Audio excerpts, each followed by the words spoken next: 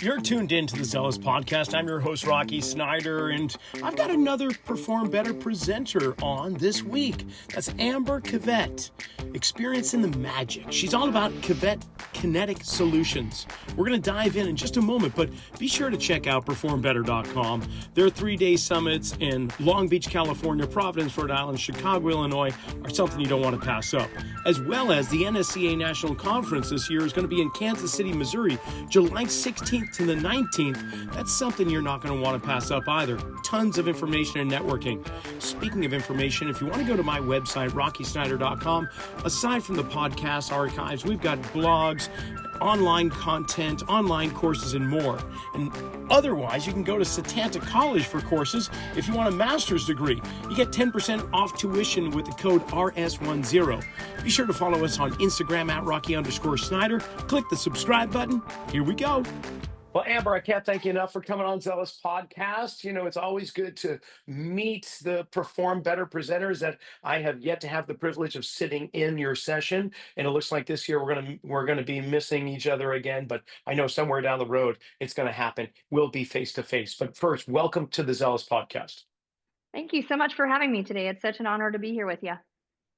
Well, how did it come about? I mean, let's just jump into Perform. Well, before we get into Perform Better, actually, how about if the listening audience just understands who Amber Kivett is, where you come from, what you do, and so on? Yeah, so I have a couple of nicknames that have been handed to me through the last 25 years. The two big ones is the Gatekeeper of Dreams and the Magic Lady, Magik Lady, and I'm known for magic hands. Um, but the Gatekeeper of Dreams, he or she who has good health and has no pain has 1,000 dreams, and he or she who doesn't only has one, and I have the power to give them their dreams back by taking away their pain instantly, in 90% of cases in 1 to 3 appointments. I am in sports medicine. So I bridge the gap full circle in providing services in sports medicine, human performance, mental coaching, and body work. So truly mind, body, spirit. And I catch a lot of the gaps where the doctors are falling short with getting patients back through physical therapy, or the physical therapists only have so many sessions, or it's just missed altogether. But I work with professional athletes, I work with celebrities, work with the general population, senior citizens. We are all just a bunch of vehicles out there getting one place to another, and I'm known for upgrading the Buick to the Camaro Super Sport, then to the Corvette, then to the Ferrari. And there's only so many Ferrari mechanics in this world, and I'm one of them. So that's what I'm known for, is instant pain relief and bringing out the best in each person. But I meet most people because of pain, and pain comes in physical, mental, spiritual, emotional forms. And I have learned through my skill set in sports medicine as well as in human performance how to look within the body using intuition and letting the body talk to me. Most people want me to give them what they want. And I tell them, if I give you what you want, you're not going to leave with what you intended for. So I'm going to give your body what it needs. They give you a little bit of what you want, and we're all really happy living life on a totally different level. So, but I've got a degree in athletic training from Purdue University. So that's what kind of got me involved with working with Drew Brees and a lot of other incredible athletes through the years. And then graduated in 2002, met Todd Durkin in 2008 at Perform Better, but was in a really bad car accident in 2005, just 3 years after graduating. And that left me learning life all over again with 8 spinal injuries, head trauma, and some fibromyalgia, which is now, what most would consider an autoimmune disease where the body attacks itself. And back then, nobody knew anything about CTE. Nobody knew much about how to manage concussions. You just got your bell rung. You don't have, good memory. You just sleep it off. Nobody really understood what to do with a 27-year-old with 8 spinal injuries. And so I just kind of became a guinea pig to a lot of doctors and, a lot of pharmaceutical companies, to be honest with you. But found my own way after firing everybody and starting over. And I'm completely pain-free today, living my youngest life as the years roll forward. So, What were your spinal injuries? What did you sustain? You said 8 of yeah, them. 8. Yeah. So I had 5. Well, technically, it depends on how you look at it. 5 cervical disc injuries. So I had 5 cervical disc bulges, 3 lumbar disc bulges, 1 lumbar herniation at L5S1. And then I had what they called a severe spinal strain, in which my entire nervous system just got really pissed off and went into lockdown mode, to where I could not move much of anything. If I tried to walk, I was taking steps maybe 2 inches to 3 inches at a time.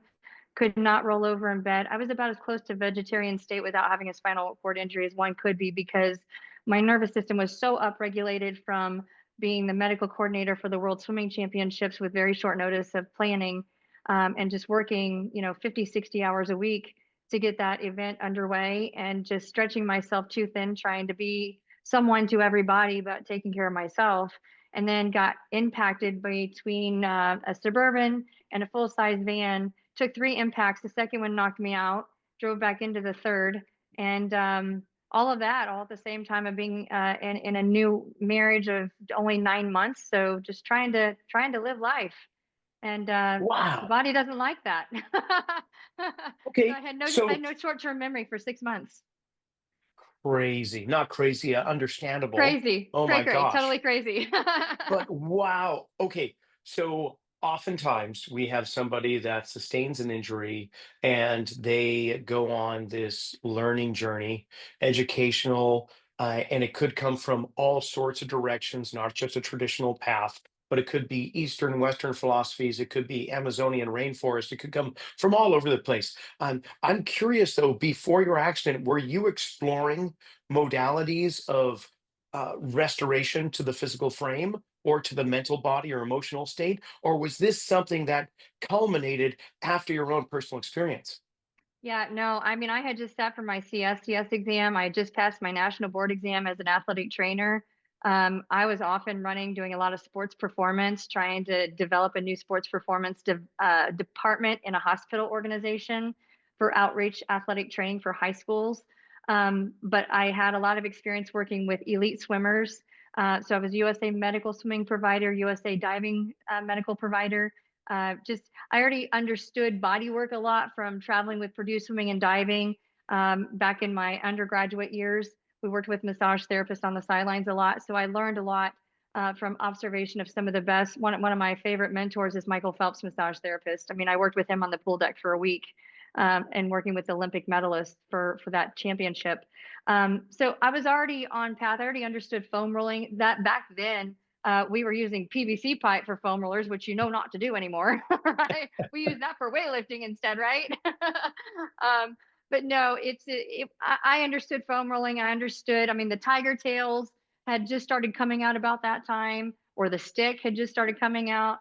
There's just Yeah. a lot of things that had just started coming out. I already understood a lot about fascia because I started studying fascia in the late 90s after being in 5 car accidents in my high school years and survive those. Because I mean, when you're a teenager back in the 90s, you're resilient because we don't have phones and TV and social media and computers. I mean, we didn't even have our own computer back then.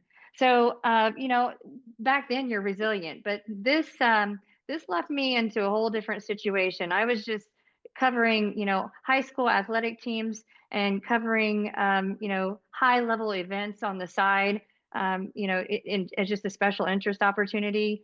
And so I understood how to work along with professional athletes that were just, I mean, they hadn't even started dabbling. Michael Phelps wasn't even dabbling in cupping back then. You didn't even hear about it. I didn't experience it until it saved my life in 2005, 2006. So yeah, so I'm going to say that God, I like to say that adversity is God's idea of resistance training for us. We don't choose adversity; it happens for us. But why do we do resistance training in human performance? We do it to get stronger, to get better, so that we can carry ourselves forward with intention. But we would never choose the adversity that we're thrown into because we're never strong enough in our own mindset, nor do we want the inconvenience of the time to being able to go through it. But when you're in it, you have no choice but to figure it out. And Yeah. so as the saying is, if you don't choose change, change chooses you, and you're always qualified to help a past version of yourself. And so I like to say that God puts us through adversity in order to equip us and educate us and give us the opportunity to make a difference in the future when we're called to serve. Fantastic. And so you have had quite a bit of adversity, obviously, just from the the brief summary of what's been going on, 5 car accidents during high school, and of course the massive occurrence that occurred between those two vehicles, leaving you with major spinal injuries and concussion, obviously, and everything else you just named. So obviously you went through the traditional Western approach, which is heavily involving pharmaceuticals to the point where you were on some major heavy stuff. What was, just if you don't mind sharing, what was Hmm. the final straw? What was that moment that you just, enough was enough? Were you sick and tired of being sick and tired? What was it? Yeah. So, what you haven't had a chance to read about me is I'm a survivor of sexual trauma from my childhood, Uh-huh. and I was also gang raped in high school. So, when you have been through physical sexual trauma and you don't talk about it, that hibernates in the connective tissue, which continues to manifest more and more problems when you actually have another trauma, a physical trauma that sets in. When you have had those situations happen to you, and you don't have control over your mind because somebody's taken it away from you, the last thing you want is to lose control over your mind. And what do pharmaceuticals do? They take control over your mind. So I was taking 23 pills a day between, that was about the time, like I said, they really didn't understand as much about concussion management, CTE protocols as they do now. They didn't understand about fibromyalgia. It was just a garbage can diagnosis back then. It was not considered autoimmune back then, in which the body attacks itself. And they didn't understand depression or hormone regulation. And when you have a head injury, certain hormones stop working. So I went through menopause at the age of 27, hormonally speaking, because of a head injury, Wow. and truly aged fast. But it all came down to the doctors were experimenting with me because back then Neurontin was, which is called gabapentin now, was a clinical trial for nerve pain off label. And it is gabapentin Neurontin is an anti-seizure drug used for epileptic behavior. I was prescribed it on very, very high levels to see, like, again, as a clinical trial, how it worked off label. And so I had no short term memory for 6 months, which covered up the head injury. We didn't even know I had a head injury until 6 months after the accident had happened, when I saw a third neurologist to figure out why certain things were not changing for me. I had become narcoleptic, so I would fall asleep just trying to do everyday life. And then I would be up all hours of the night because medication changes your circadian rhythm. And I'm not living life outside because my whole identity has changed. And I was humiliated from gaining 50 pounds of weight from medication, from just medication and fluid in my body from not being able to move a whole lot. So, and not moving. Movement is medicine, motion is lotion. The doctors with eight spinal injuries told me not to move. Stay in bed, take a pill. Like, that's what I was told to do. And back then, Oxycontin and the narcotics were on the uprise, and the doctors were making, where we're getting rewarded for prescribing a lot of that stuff. So I was taking anywhere from 8 to 10 Percocet a day. I was taking two every 4 to 6 hours. That wasn't numbing the eight spinal injuries, which is, if you've never had nerve pain, is the most debilitating pain you can imagine. I've had children. It is the most debilitating pain imaginable. You can't even explain it. It'll make you go mentally crazy. So I was taking those. Those weren't working as much as what I needed. So then they were having me overlap with tramadol, which is also a controlled substance, which was not a controlled substance back then. So I Oh was my God. taking tramadol, Percocet. I was taking Neurontin for nerve pain. I was taking Cymbalta, which was a clinical trial for depression, for chronic pain, but it was one of the few antidepressants that didn't destroy libido. And being only married for 9 months, like, that's the last thing you want to do is kill your libido. And then I was taking muscle relaxers. So I was taking Flexeril, which made me act like a clown. So I was 23 pills a day is what I was taking. And I was not taking vitamins. Nobody wanted to tell me to take vitamins. And because I had stopped producing hormones, it wasn't until I couldn't get weight off. Like, I just wanted to lose 5 pounds because I was approaching 200 pounds and I was married at 140 pounds. And this is all medicinal weight gain. Like, antidepressants make you fat. So they, like, change everything.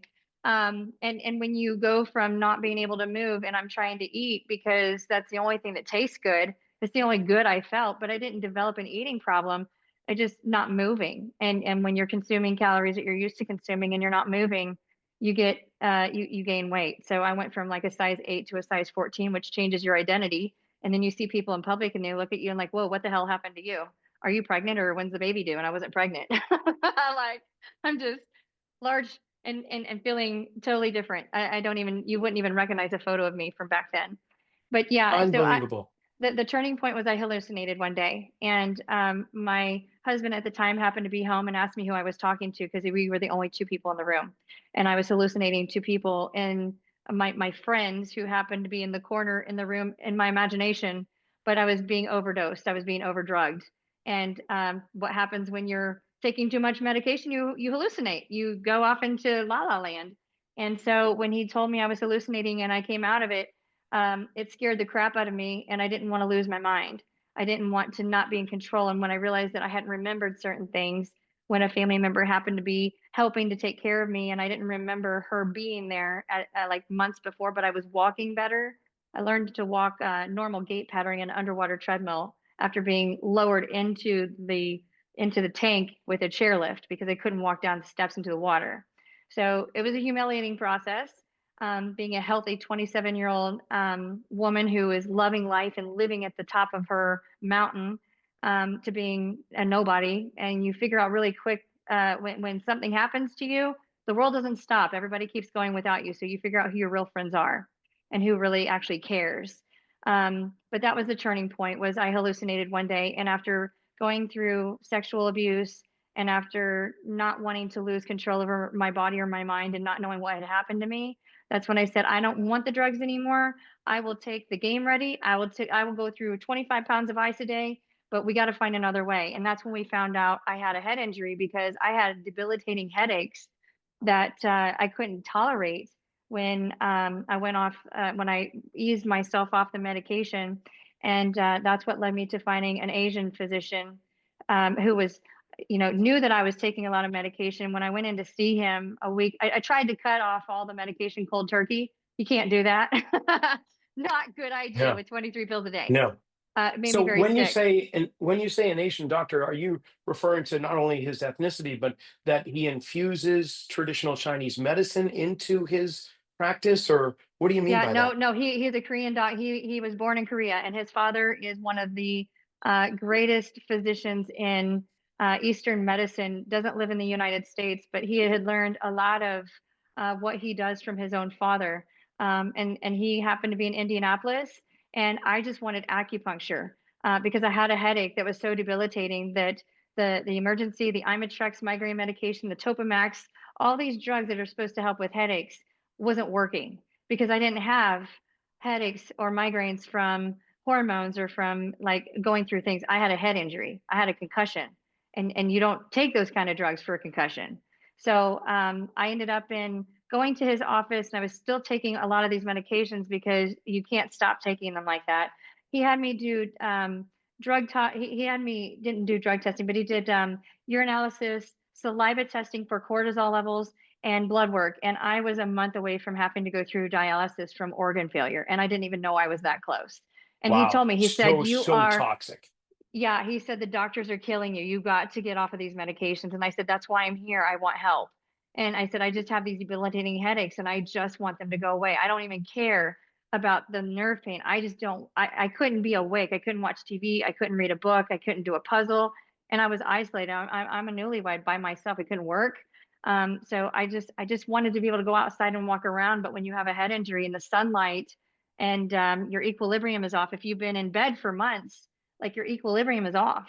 So he put me through an herbal detox for about a month where I was able to taper off of taking certain medications immediately and started doing acupuncture immediately on me. And that's when he introduced me to wet cupping. And wet cupping is a practice in which they cut your body to make you to bleed. And then they use fire to transfer the heat to the body to create the suction in the glass. And when they make contact with that cup after they've cut you to bleed, it suctions up so much that the blood leaves through those cuts into the cup. And when he started cupping me with wet cupping, my blood was chocolate brown. And that's how bad it was. And your blood's supposed to be bright red. Mine was dark brown. And I felt like I was on fire because I have fibromyalgia at the time, and which is a chronic excruciating pain syndrome where your body is mistaken for something being wrong with you, but there's nothing wrong with you. It is a miscommunication between your pain receptors and what your brain is actually receiving. So I cried. I cried for that therapy session with him, and I did 12 weeks of those types of appointments until he cut me, and my blood was bright red, and I didn't feel the same kind of pain. I was able to tolerate it. I didn't cry. And then he started doing dry cupping, and that's when I was able to start moving better. And it wasn't until he still had me on a couple of the pain medications. So I was still taking tramadol, but I wasn't taking Percocet. I was no longer taking the gabapentin. I was no longer taking the antidepressants. He told me to start moving, which I did little by little as best as I could until I got to the point where I could I could get on a stairmaster and I could do 30 minutes of stairmaster, but I could not walk up or down a flight of stairs because I had to overcome gravitational energy resistance in my lungs. So I Mm. didn't have the stamina in my body to be able to go up and down stairs with control, but I could get on a stairmaster for 30 minutes. And I could ride a recumbent bike, but I would go numb. So I'd have to get up and walk around in order to get more blood flow going, and then I would get back on and go again. So my job became just going to the gym and doing these workouts by myself because I was qualified to train myself. I knew what to do. I just didn't do it because the doctors told me not to. And the more I And did, the better I felt. how long was this process from the moment that you got with this doctor in Indianapolis to where the point where you were feeling yourself again? It took a total of 2 years for me to go back to work in a functional capacity that I didn't have to be afraid of whether I could do it or not. And then when it came down to from the moment that I met him to the time that I walked up and down a flight of stairs without one pain pill was 4 months. Beautiful. So Okay, so the accident was May 21st of 2005. I met him in the winter of 2006, and I went on a very spontaneous spring break trip in April of 2006, if I remember right, to the Biltmore Estate, and it was a bucket list trip that I'd always wanted to go there. We happened to stop there on the way to going to Myrtle Beach, and we got into the Biltmore Estate, and I wanted to see the pool, and it was not part of the handicap tour, and I didn't have a pain pill. So I decided to try and walk up the steps because I didn't want to miss the pool. And something miraculous happened that day. I was in that mansion for 7 hours walking around up and down stairs, and I didn't think about it because I just wanted to see it. And when I got back out to the vehicle, I wasn't in pain and I didn't take a pill. And that's when I realized the doctors made me think I needed the pills to feel better, but I didn't need any of it. I just needed to move. wow. And because of that experience combined with the knowledge you've been ever increasing and absorbing over the course of the last 20 years, you Hmm. take a lot of what you've learned and you apply it to the people that walk through your doors. So I'm curious because we all collect knowledge and experience, and it becomes an amalgamation, and some will call it a method or a methodology. I kind of, some people will say I've got a method and I kind of shiver away from it because it's just really taking other people's advice and making sense of it myself. And I don't know if there's a method to it, but whether or not you call it that, where do you begin with your clients that come to see you? What's your starting point? Yeah, the first thing that I do, I start watching them from the moment they get out of their car and walking in the door. My Gray Cook, Lee Burton, I've been certified with them since 2008, if I remember right. Uh, Gary Gray, in understanding how the body moves and pelvic girdle, the pelvic floor, how the diaphragm works, breath work. I've been through all of that kind of training. I'm just observing. I tell people all the time, I don't know what I'm looking for, but when I see it, I see it. It's like there's no, I don't put people through a functional movement screen. I used those principles in order to understand how we should be able to move. And when there's a lack of that type of movement, or individuals are moving too much in the same direction all the time, creating that fibrotic imbalance in the connective tissue and in the fascia, and they forget how to move with thoracic rotation, or their rounded shoulder posture. The biggest thing I'm seeing a lot of is a lot of people who stand long periods of days, they're standing with their legs locked out, which means that their pelvic girdle is completely disengaged and their spinal stabilizers are overfiring on the posterior aspect and their abs are completely shut off, which means their upper body is rounding. So we have just increased the compression on the entire spine. But they don't even realize that they're turned off. But we have a lot of SI joint pain and a lot of spinal stress fractures. So right now I'm sitting on 13 spinal stress fractures in female athletes. specifically. Wow. So I see a lot of patterns, and those patterns are across the board, different for sports, different for gender, different for age groups, different for professions. But it starts from the moment they walk in the door, and there's things that I'm not really mindful of looking for. I just let it come to me. Like I said, the body tells us what it needs. But I tell people all the time, if I try and make you normal according to what the goniometer says you should be, or according to what the PT books or what, sports medicine tells us that your range of motion should be, if I'm working with professional athletes, if I make you normal, I take away your gift. Why on earth would I want to do that to you? But we just have Hmm. to find equilibrium and balance. Where is the disconnect? Why is your body feeling the way that it's feeling? There's a compensational pattern somewhere that is causing that pain signal to go off, and that pain signal is the compensational outlet. That's where the energy is being disconnected, and the body is having to work too hard at that point in order to make up for it. But where is the energy not entering the body from the start? So I don't go where the pain is.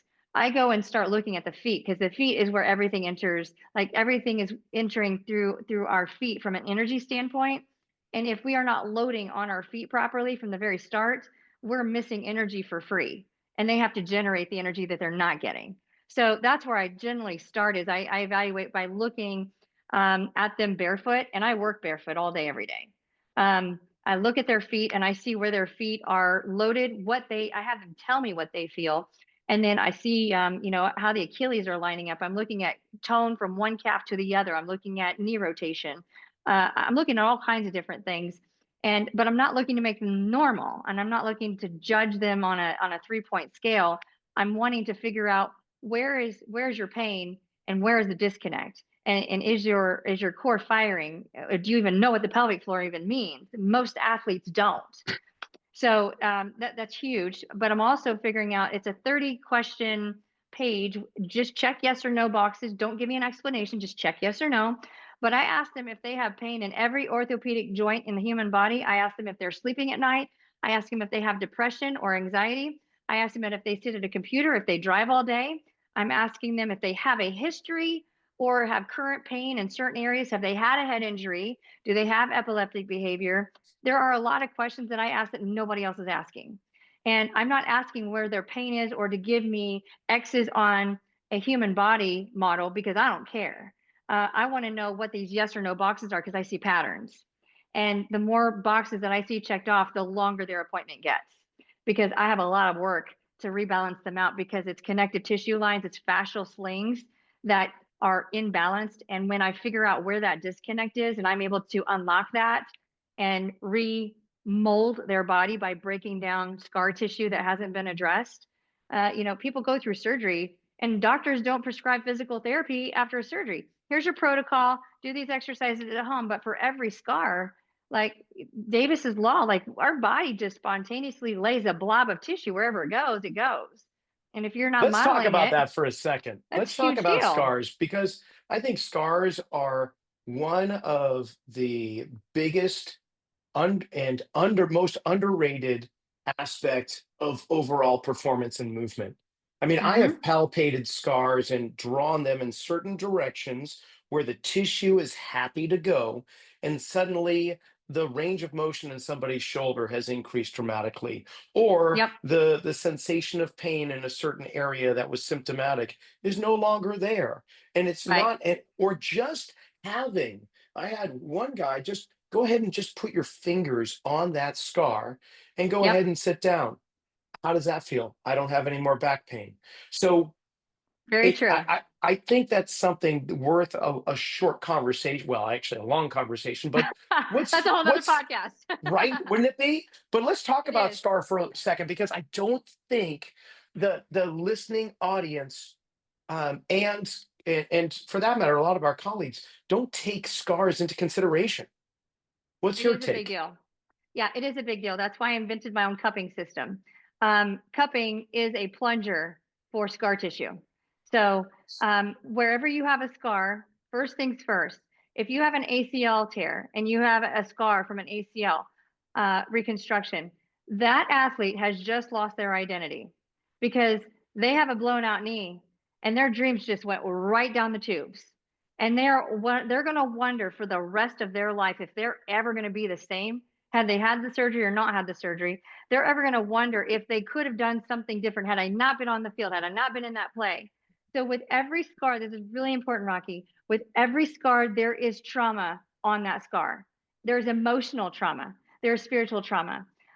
There's mental distress behind that scar, and no scar is too old to go back into discovery. So No, where every scar is, there's a story behind it. And that's where the mental coaching with what I do comes in. So I mentally coach every person I touch because I if basically we say don't when it get to the comes, root of that, we've got a big problem. I usually say to people when it comes to scars or injuries that haven't been addressed and reintegrated into the physical, emotional, mental triad there, that it's Mm-hmm. living at that moment in time. So Yep. if you had an accident in 2005, your body, your mind, your mental state has advanced on to 2025, but that area in your body is It's still stuck. back in 2005 because Yep. it's on the same nerve feedback loop and you Yep. haven't offered it any alternative but what it's used to. But what you do is you give it resources, you give it an alternative, Yep. and then you let the nervous system and the rest of the living organism decide what do you want to do with that. Right. Well, and the biggest problem is if you have a scar on your torso anywhere, if you have a scar on your central meridian, that is a much bigger problem because your core power vacuum is your diaphragm to your pelvic floor, and that falls the central meridian. And the central meridian is the number one meridian for anxiety and depression. So if you have that cut into, Open heart you have surgery. just shut down the entire meridian highway. And what most people don't realize, the first thing that happens when you have an incision or a cut on your body is your brain shuts that highway off, electrically speaking, and it doesn't Yes. turn it back on until No. somebody else teaches you how or does it for you. I use acupuncture to do it. So I actually do a scar release using acupuncture, using a microcurrent and driving the microcurrent across a needle point between kind of creating a zigzag pattern over the scar. Mm, So it's kind of like taking a sewing needle through a piece of cloth that has no puncture to it. And if you hold that piece of cloth up to a light bulb, you can't see light radiating through it. But if you take a needle or a pair of scissors and you poke a bunch of holes through it, and you hold that same piece of cloth up to the light bulb, you can see light radiating through it in little flashes. That piece of cloth is scar tissue, and that light is your brain trying to communicate through it. It can't, so it has to reroute around it. And scar tissue doesn't have blood flow, so it's basically crap tissue until you mold it to allow blood flow to travel through it. But it's just a giant patch, and it adheres to other surrounding structures, which interferes with how the fascia matrix moves together. So there's a compensatory pattern that comes from all different directions, interfering because of that scar continuing to fuse itself to other surrounding structures. So the muscles can't fire like they're supposed to. So it creates oh a yeah. whole compensatory pattern, but a neurological disconnect because there's no electrical highway running through that tissue until you create it. I gotta say, I have experienced this first person, not in my own body, but a client came in, and I write about it in the book there, and he he had hernia repair at between the ages of 2 and 3 years old, and nobody did anything about the scar, of course. And then what did that develop? It developed improper gait pattern. It developed improper pelvic positioning, which then his brain, trying to reorganize and manage the mass of his body and all these segments, created a scoliotic shift. So 10 years later in middle school, he was diagnosed with scoliosis. So then he was taken to every scoliosis expert around, and they all focused on his spine, and it just continued to get worse to the point where he couldn't get on the floor and play with his kids at the age of 30 something. And Mm-hmm. sure enough, there were no fractures. He had never experienced any accidents in his life, no major trauma or anything. The only thing we could date it back to was that hernia repair. And this is the guy that I said, put your fingers on that hernia scar and go ahead and stand on up. And for the first time, he didn't feel his back pain. So we Yeah, knew that was it's the end right connected. there. So you Yeah, work on that. And as soon as he started working on that, things happened. His spine didn't go back straight. Of course, that's going to take some time, yeah, but it's still you possible. find your way in. Yeah. No, that's one of the questions on my questionnaire is where are the scars on your body and do you have tattoos? Because a tattoo is a scar. Yeah. You actually use a Or needle puncture. Yeah. or it's hiding. You might notice this in terms of pattern. Yeah. What I notice is that people that have previous injuries put the tattoo on that region, almost like a Right. band-aid to cover over the injury. Right. Yeah. That's the first thing. If I've got somebody with chronic pain, or somebody who is dealing with a lot of emotional trauma, I always go through and do a release on all their scars first, and then I go through and address the equilibrium of the rest of the body through the fascia. And Love that's it. why I invented my own cupping system, because cupping can release a scar faster than anything. And the cupping system I invented, 5 different sizes of cups, and I did it with the intention of not teaching PTs, ATs, chiropractors how to use it. It's to create protocols for me to send them to you, and for you to be able to work on yourself at home, or to teach your wife how to put them on you. And these are the movements, or the mobility circuits, or the movement patterns I want you to do if you have this list of symptoms and this area of pain. And oh, and by the way, let's use cupping for a warm up, because what does cupping do? It brings oxygenated blood flow to a joint. So if we have Major League Baseball pitchers, or we got NFL quarterbacks that are putting the cups on in a blanket pattern, on the pec, on the shoulder, and rotator cuff, in all those areas, and I have you go through movement patterns, take the cups off. Now you can throw the ball like a rocket without any kind of restriction whatsoever. And now we have oxygenated blood flow, which means you're going to throw more powerful longer, because you're not going to fatigue the same. So there's two sets going on here with the cupping system I built. And it's not with the intention of putting it in clinics. It's with the intention of being able to help anybody and everybody, and teaching them how to help themselves, because there's always so many of us that can work with you one on one in a room, but you can work on yourself. I mean, they don't cause harm. I mean, there's a lot of practitioners, so long as you don't put it over your butthole, right? That's it. I love it. Okay, so Yeah, is this some of the stuff we got to talk about Perform Better, because yeah, will be your second year that's what's presenting. rolling into it. That's it. Oh, beautiful. Because last year you were Yeah, in Chicago. This year you're going to be down in Long Beach, which yep. is July, right around the 16th and 17th there at the Long Beach Conference Center, which is an awesome place. You got to take a trip over and see the Queen Mary, and and have a good time in the Long Beach area. But tell me a little bit. Give us a sneak peek as to what you're going to be presenting. What's the title of your topic? Oh, that's a good question. I actually have to pull it up, because I did a similar topic last year, and I just asked Chris. I said, "Hey, can I do the exact same presentation with a little tweaks?" Because we had so much feedback. I mean, I had 3 people who cried in my session Yeah. just listening, because it was so life-changing for them to learn in the lecture, and then when they actually experienced what they saw on the hands-on, everybody missed the social in my group, because they wanted to see the outcome of the hands-on, and I didn't realize I was out of time, so we went over like 45 minutes over in the ballroom, not realizing the party was going on.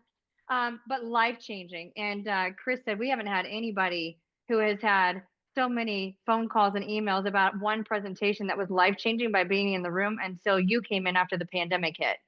So like plan on discovering more and more of that. So my talk is about understanding, or finding the magic within the fascia, and knowing how to tap into it, to pamper it, uh, so that you can unlock pain-free performance.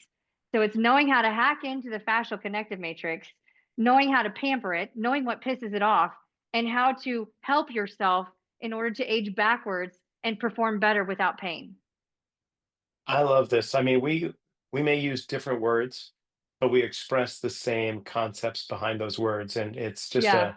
a joy to hear other people doing the same thing. Because I mean, for myself, growing up in the gym with barbells and dumbbells, it was pretty straightforward, and this is the way. And you didn't look outside to the or open up other doors until later, and then boy, I didn't realize how many doors there were to open and learn from. And then as you do that, a lot of your preconceived ideas start to be questioned, and they shake the firmament of your understanding. And I love it when that happens. And Yeah. so now, like, when you're talking about the emotional portion, I'm reminded of my time with Tom Myers in, I think it was Berkeley. He came out probably 15 or 20 years ago to do the anatomy trains for manual and movement therapists, I think is what it was called at the time. And we were doing all these posture assessments, which I at that time was quite familiar with. But before we got underway, he said, "Okay, I don't want you to look at the joints so much as I want you to look at the person and Mm-hmm. know that they are holding who they are in their frame. We might call it body language for kind of an easy explanation, but honestly, as soon as I heard that, the way in which I look at someone changed at that moment instantly. Yep. So now talk about patterns, talk about looking at somebody's structure and seeing another level of them. And it's just remarkable. And I sound like I've been living in Santa Cruz, California, smoking whatever's legal out here, but it's not really the case. It's just well, I have been living there, and who knows, maybe back then I partake. But these days I look and it's almost like Avatar. I see you, Yeah. and you really mean it. It's just like it's such a different level of understanding and comprehension. So I guess my question, Amber, is this: when did that moment hit you? When did you actually see somebody? And I know it happened. I Yeah. can guarantee from everything you've told me, there was a time you saw somebody, but you really saw them. Yeah. I'm going to tell you, I did a mentorship with Dr. Robert Schleip, one of the top Ah, scientists in fascia. sure. I did that a couple of years ago, and I was working with a young man. I mean, I have seen people for who they are inside with their body language for years, but the tipping point for me, I knew, Rocky, what I was seeing on my table. I knew I could feel it. I could imagine it. I could see it in my own imagination, but I didn't have the clinical proof to prove it. Like I knew, like Right, right. all these things that I was doing to people during the pandemic when nobody else would work on them. That's when I knew I had a gift. I've been doing it a long time. I just didn't know that I truly had the gift to do it until they were rejected from all these other clinics, and they had been to all these other clinics, and they came to see me, and it only took one appointment after years of appointments. And I'm like, this is like, I'm not, that's why people started calling me a magic lady. But I thought it's not this easy because it's easy for me. Like I, I don't have to think about it. I can do this stuff in my Just sleep. look for what's missing. Just find Just what's look for missing. what's missing. But yes, but I did the mentorship with Dr. Robert Schleip, and he provided me his clinical research. And I saw the videos and I saw the data, and I thought, oh my gosh, this is what I needed, because everybody thought I was crazy for like telling what I was trying to tell and saying what I was saying and seeing what I was seeing. I was working with a young man. His name is Lucas Grounds, and he is a seven-time national champion in motorbike racing, and had signed a contract to sign full to ride full time, fully sponsored at the age of 15. And he was involved in a motorbike accident, not race related. Um, right after he had signed this contract, it ended up in breaking his back at T12, and Mm. no spinal cord interruption, no spinal cord injury, just T12 fracture, and has been a paraplegic since. And they Huh. ended up in doing a thoracic fusion in order to they like put the plates and screws in to stabilize the fractured area. But he was told that he didn't need a walker because he needed to get used to living life in the wheelchair, even though he did Ah. not have interruption of the spinal cord.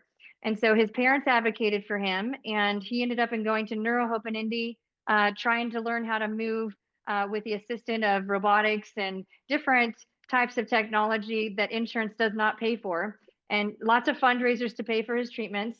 And he was a year and a half post injury, in which his family called me and said, okay, like, and I had watched his story from afar, but I didn't want to knock on their door and be like, hey, let me give it a chance, right? Because I really didn't think it was the right timing. I didn't think that that's the time that God wanted me to work on him. So I waited for them, and they contacted me. And the first time that he came in, I told his mom on the phone, I said, I don't know what I can do to help him, but I know I can help him. I don't know what I'm going to find until I get my hands on him. But I said, what is his goal? And his goal was to walk on stage to accept his high school diploma, and we had a year to get it done with a 3% chance, of doing this. And he comes in, and I meet him, and they bring me an entire file of paperwork. And I said, I really don't need all the paperwork. I just need to know I need to know what they've done to his lower body. Because what I do know is 80% of our small nerve and our large nerve cell bundles only originate on the skin, on the bottom of our feet, and on the palms of our hands. And if we can excite those nerve cells, and if we can reconnect the electrical highways from the brain to those cells where information is entering the body and exciting, the connective tissue and the muscles, that is the only chance we have at getting hypertrophy in the lower body and getting the nerve tissue to regenerate and getting him a chance to getting vertical without assistance. Nobody had worked on his lower body because he didn't need his legs because he was paralyzed. And I said, well, I got to work on his legs. So the first time, Rocky, that I touched his feet, his body moved, his legs and his feet moved, and his parents broke down crying. I still get chills thinking about it. I'm getting goosebumps now talking about it. I love And it. they said, how did you just do that? And I said, I just gave his body some love. I loved his body. I listened Cuddle it. and observed what his body needs. And his body needs touch. His lower body needs touch. And we have to work through the scar tissue, because when you're not moving, your body becomes molded into dough that has no hydration. We've got to get fluid down into these limbs. We've got to get connections going. And so I worked on him. I started naming every Thursday after him, Lucas Thursday. And I worked on him every Thursday for 3 hours. He wanted to come in more often. I'm like, dude, like, you're going to 7 therapy That's a appointments a lot. week. You've got to live outside of your diagnosis. You have got to be a human. You got to be a spirit. You got to go do things you love to do and be a kid. Forget the medical. Like, just go be you, and let's see each other once a week. And you really need to back off on your other therapy appointments too, because you need to live. Like, don't conform to your diagnosis. Because he'd been doing this for a year and a half. And so he was exhausted. And so he walked on stage to accept his high school diploma in front of an audience of 6,000 people on national television. Wow. Beautiful. Using a walker. Love it. But I Oh my remember you gosh. being on that phone call, on that Zoom call with Robert, and I'm going to get emotional thinking about it. I walked into that room because he was waiting for me, and I ran out of time. I was late getting off the call with Dr. Schleip, and I walked in there and I said, Lucas, buddy, I said, I know exactly why your body is reacting the way it is, and I just got the clinical proof to prove it. And I've been waiting Awesome. for decades for that information to not be called a quack. And I walked in and I said, I know what we are going to do to get you where we need to be. And it was like light bulbs, fireworks, because I knew what I was experiencing. I just didn't have the clinical research to prove it, and that's all I Yep. needed in order to bring it full circle. So I've been a lab scientist on every human body for a very, very long time. So it was, but being able to clinically prove it, to validating it, to making it sense with all the doctors, because they didn't have access to it, and they thought I was nuts. Like, so now it all, I but love it. I saw it in my head before I ever met Dr. Schleip. Oh, So it's cool. and it's unbelievable. Amber, we've got to do this again. I'm Yeah, just you up got against it. the clock right now. I totally And get it. I am and just loving our conversation. And I honestly can't wait for when we have some events where we're in the same room, because it's going to talk about fireworks. We're just going to, I mean, whether we geek out at feet, which for the listening audience, they already know that Yeah. I've got issues. I mean, Oh, I've got a well, love I just affair. need to fly. I just need to fly out and work with you. I have probably got my hands in 2014. I began learning how to do open chain foot mobilization, and Oh, I yeah. had a goal of 1,000 feet by the end of that year, and that was and I achieved it 1 month a little bit later, which was January 2015. So here we are over 10 years later, and the rate with which I get my hands on feet hasn't really slowed down. So we can definitely geek out on that. But hey, if people want Yeah. to follow you on social media, give me a shout out. Where can they go? Yeah. KKSMAGIK. KKS Magik. I'm known as the Magic Lady. MAGIK. It's an acronym. Motivation, acceptance, greatness, gifts, inspiration, kindness is the acronym for Magic. It's motivating you to being a better version of yourself by accepting you right where you're at. Because everybody I meet is in pain and they're at the lowest point in their life. They've lost their identity. So accepting you right where you're at, no judgment, recognizing that you already have gifts and greatness inside of you, and inspiring you to like come out of that shell by using them, by just being kind. Oh, great That's what I'm all closing about. words. Yeah. Beautiful. So Thank yeah, you so people much. can text me directly if they want to get a hold of me. Social media, like I said, I'm all over the place, but 317-446-7971 is my direct phone contact if you want to reach out for conversation. But KKS Magik is my website, and that's my handle for all my social media. Well, that was a dang good hour. I hope you enjoyed that as much as I did. Man, Amber's got some really cool insight and information. Be sure to check out her website and check out Perform Better. Remember, we've got a 3-day summit either in Providence, Rhode Island, Chicago, Illinois, or Long Beach, California, all summer long. CEUs, networking, and a whole bunch more. And then the NSCA National Conference, again, Kansas City, Missouri, July 16th to the 19th. And senior online right now. Check out my website, rockysnyder.com. And while you're there, go to the shop there. You might check out this book called Return to Center, which is all about strength training to realign the body, recover from pain, and achieve optimal performance. We'll see you next week.